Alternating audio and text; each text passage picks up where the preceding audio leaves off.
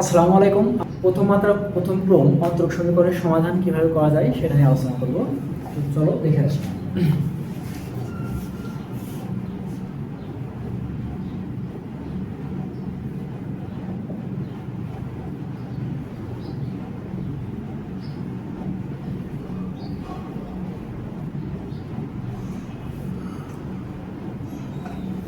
আমরা এটা সমাধান করতে হলে প্রথমে ধরে নেব, হ্যাঁ, x প্লাস ওয়াই এটা সমান ধরে নেব যে v, ধরি x প্লাস ওয়াই সমান কি হবে v। এখন এটাকে আমরা x এর সাপেক্ষে অন্তরীকরণ করব। ওকে, সাপেক্ষে অন্তরীকরণ করে এখানে কি হবে ddx প্লাস dy dx সমান dv। ক্লিয়ার? x কে যদি x এর সাপেক্ষে অন্তরীকরণ করে এটা কি হয়ে যায় 1 প্লাস এটা কি হয়ে যায় dy dx, এটা কি হয়ে যায় dv। ঠিক আছে, যে 1টা এখানে যোগ অবস্থায় আছে, এটা এদিকে গেলে কি হবে বিয়োগ হয়ে যাবে।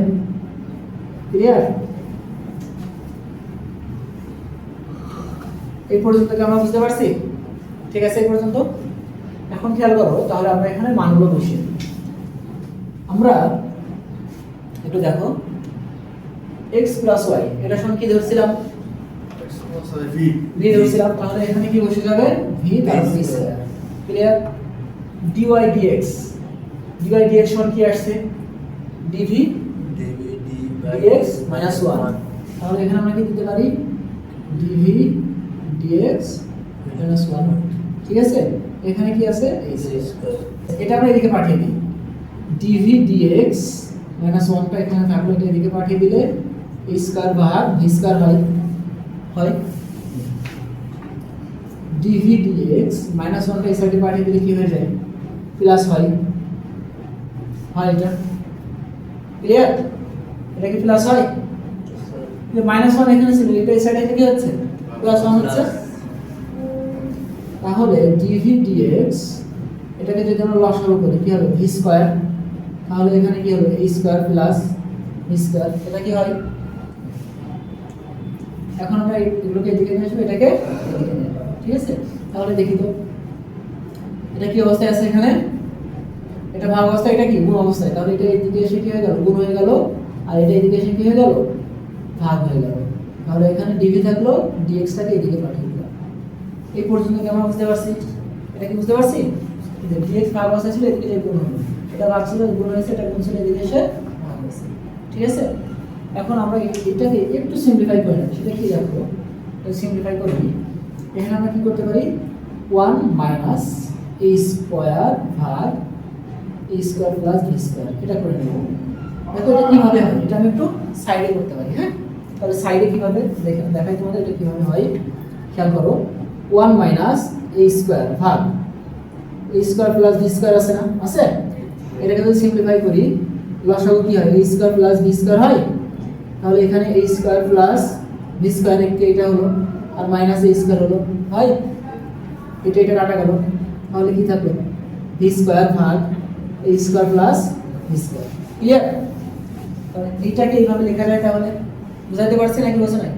এটাই কিন্তু আমি তোমাদের এখানে ভেঙে দিলাম। হ্যাঁ, এখানে করলে লাইন বাড়বে, সেজন্য এখানে করে দিয়েছি। ক্লিয়ার এই পর্যন্ত? আর এই সাইডে আমার কি আছে dx। ওকে, এখন আমরা কি করব, এখানে ইন্টিগ্রেশন করব। ওকে, যোগজীকরণ। তাহলে দেখি এখানে যদি যোগজীকরণ নিই 1 * dv মাইনাস যোগজীকরণ a square plus v square dv সমান যোগজীকরণ dx। ক্লিয়ার? আমরা কি জানি বলো তো, একটা সূত্র দেখো এখানে। সূত্র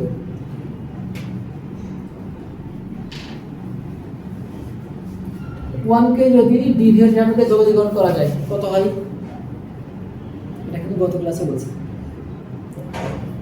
1 কে যার সাপেক্ষে যোগজীকরণ করবা সেটা হবে কি হবে, 1 কে যার সাপেক্ষে যোগজীকরণ করবা কি হবে সেটা হবে। তাহলে 1 কে আমরা কার সাপেক্ষে যোগজীকরণ করছি b এর সাপেক্ষে, তাহলে এটা কি হয়ে যাবে b। ক্লিয়ার নাকি বোঝা নাই? ঠিক একইভাবে এইখানে কিছু নাই মানে কত আছে 1, তাহলে এখানে যদি আমরা x এর সাপেক্ষে যোগজীকরণ করি এই জায়গাটা কত হয়ে যাবে x হয়ে যাবে। এটা কি আমরা বুঝতে পারছি নাকি বুঝে নাই? বুঝতে পারছি সবাই? আর এটা দেখো, এই সূত্রটা আমরা যদি একটু দেখি এখানে এটাকে কিন্তু আমরা একটু বাইরে নিয়ে আসতে পারি, হ্যাঁ। আচ্ছা, এটা আমরা একটু বাইরে নিয়ে আসি, তারপরে লাইনে করি 1 ডিভি মাইনাস এটাকে এই স্কোয়ারটাকে আমরা বাইরে নিয়ে আসলাম, তাহলে উপরে থাকলো 1 থাকে। এটার একটা সূত্র আছে, হ্যাঁ, ডিভি সমান, দেখো তো এখানে আরেকটা সূত্র আমরা লিখি, এটা 1, এটা 2, এটা 3, খেয়াল করো 1 ভাগ a square plus b square, এটাকে যদি আমরা ডিভির সাপেক্ষে যোগজীকরণ করি তাহলে কি হবে জানো? এটা কি হবে? এটা হয় হলো 1 ভাগ a tan ইনভার্স b ভাগ a। বুঝাইতে পারছি? এটা কিন্তু আমরা করছিলাম যে tan ইনভার্স x কে অন্তরীকরণ করলে কি হয় 1 ভাগ 1 প্লাস x স্কয়ার, আর এখানে কি ছিল tan ইনভার্স b ভাগ a, এটাকে করলে 1 ভাগ a square plus b square. Clear? এটা সূত্র আছে, হ্যাঁ, এটা আমরা 11 অধ্যায় এবং 12 অধ্যায় করছি সেকেন্ড সেমিস্টারে, ঠিক আছে?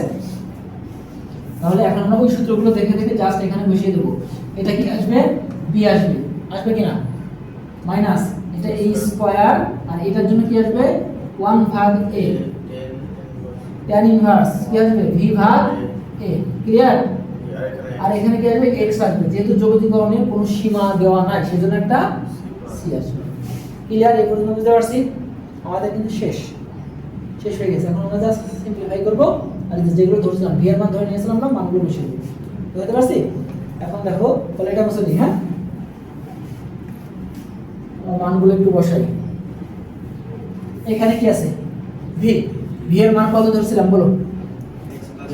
x প্লাস y, তাহলে v এর জায়গায় কি x প্লাস y বসানো যায়? মাইনাস এখানে দেখো a স্কয়ার ভাগ a, এটা কাটা যায় না, a স্কয়ার কে দ্বারা কাটলে কি একটা a থাকে না, তাহলে এখানে কি একটা a বসে একটা a। ওকে, আর কি হলো tan ইনভার্স কি আছে v ভাগ a, v এর মান কত? x প্লাস y ভাগ a। ক্লিয়ার? ওকে, আর এখানে কি আছে x প্লাস c। বুঝতে পারছি? এখন এই x টা এদিকে কি আছে যোগ অবস্থায়, এদিকে আসলে কি হবে বিয়োগ হবে না? যদি বিয়োগ হয় কি হয়ে যাবে, বা এগুলোকে আমরা এদিকে নিয়ে যাই, সবগুলোকে শুধু y কে রাখি, y থাকলো এদিকে, হ্যাঁ, তাহলে যদি এই দিকে নিয়ে যাই এখানে কি আছে x প্লাস c আছে, তাই না? মাইনাস x, এই মাইনাসটা যে কি হয়ে গেল plus a tan inverse x plus y ভাগ a। এই লাইনটা কি বুঝতে পারছি কি হয়েছে? বুঝছো? আমি বুঝছো এটা? এই বুঝছো এটা? এই যে এই x টা এদিকে যে মাইনাস হলো, এই মাইনাস এই অংশটা এদিকে যে কি হয়ে গেল প্লাস হলো, তাহলে এই x আর x টা কি কাটা যায় কিনা? তাহলে এখানে কি থাকলো y। আমরা এই অংশটা একটু আগে বসাবো, tan inverse x plus y ভাগ a, তার সাথে একটা কি থাকবে c থাকবে। বুঝতে পারছেন নাকি বোঝা নাই? ক্লিয়ার?